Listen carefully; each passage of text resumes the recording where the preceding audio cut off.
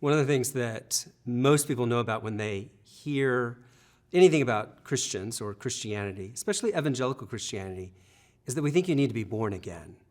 There's a lot of misunderstanding about that. And that understanding isn't new. That's an old understanding. The language comes from Jesus himself. Jesus is having a conversation with Nicodemus in John chapter 3, and Nicodemus says, he wants to know how he can enter the kingdom of heaven. And Jesus says, you can't enter the kingdom of heaven unless you're born again.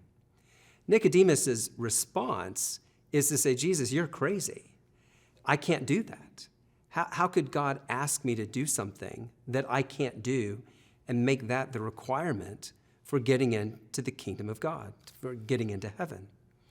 What Jesus goes on to explain is that to be born again is for God, through the Spirit, to take the initiative and to actually change you.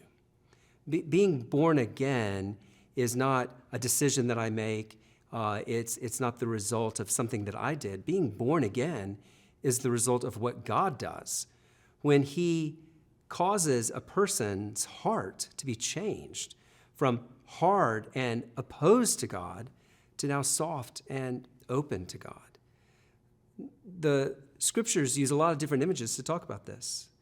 They'll talk about recreation, being made new.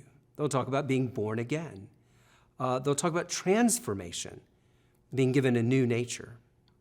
One word that the scriptures never use to describe being born again is the idea of reformation. Being born again is not us fixing ourselves up. Being born again is the result of God changing a person's heart.